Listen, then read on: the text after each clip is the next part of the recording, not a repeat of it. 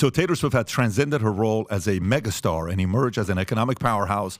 Her, I'm sorry, you want to read this part? You want to read this for page 8? I think it's important for you to read this part. I love reading the article that. because you speak. Right, so it's an Assyrian word, but go ahead. Yeah.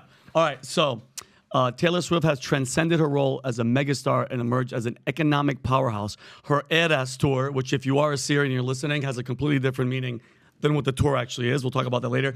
With resale tickets, think about this. $3,800 for an average ticket could generate $4.6 billion in consumer spending in the U.S. alone.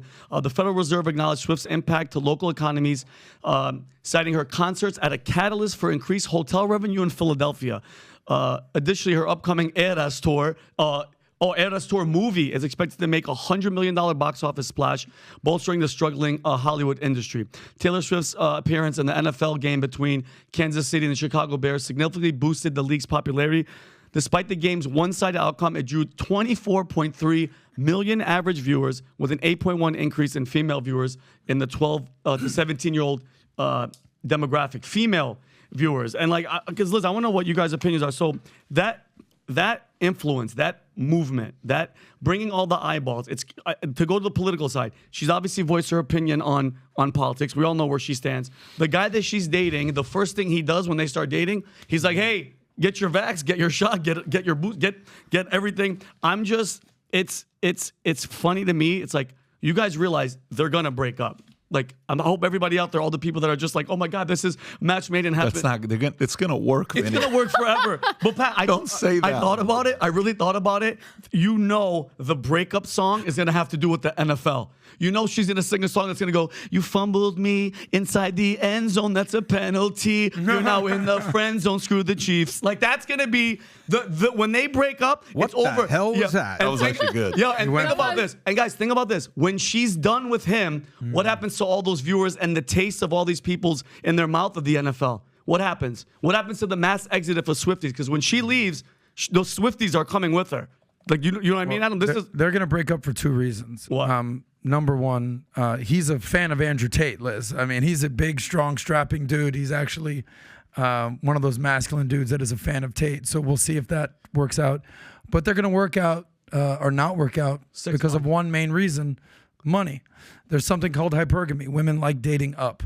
So this might be fun short term. He's a fun, cool football guy. He's worth $30 million. She's worth $750 million. Yeah, he'll be able to treat her to dinner and take her out and treat her nice and show her a good time. But he ain't flying around on private jets. He ain't traveling all around the world with her. He ain't got it like that. Now, is Travis Kelce a stud, the man, best tight end in the league, arguably? No doubt. This is a whole nother level. Big time. And I know this from experience. To not get too personal, one of my best friends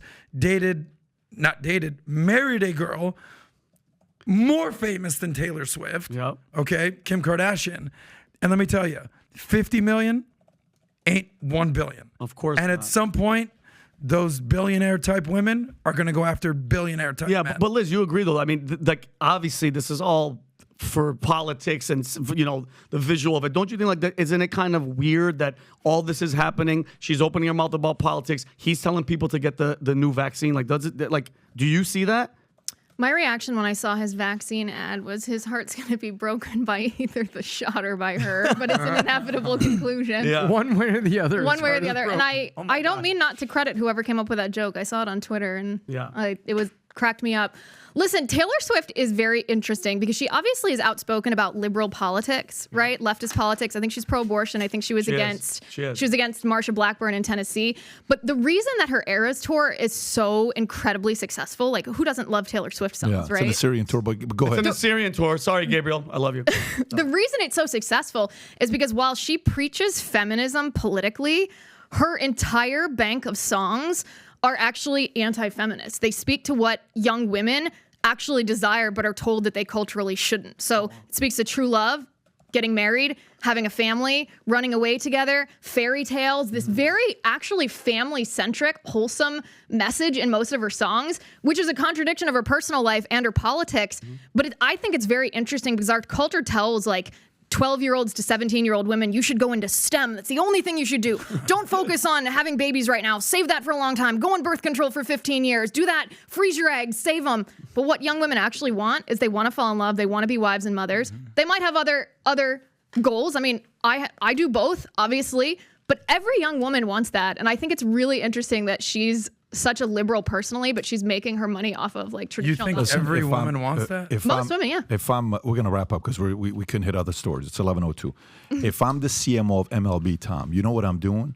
We're putting an entire campaign together for Shohei Ohtani to date Taylor Swift. This is way too much eyeballs away from the MLB, and I don't appreciate it's like it. a season of the, We're going to create a breakup. And his next contract solves the hypergamy. Yes. it should be like a season of The Bachelorette, but like professional athletes. Which sport, which league? So if you like this clip and you want to watch another one, click right here. And if you want to watch the entire podcast, click right here.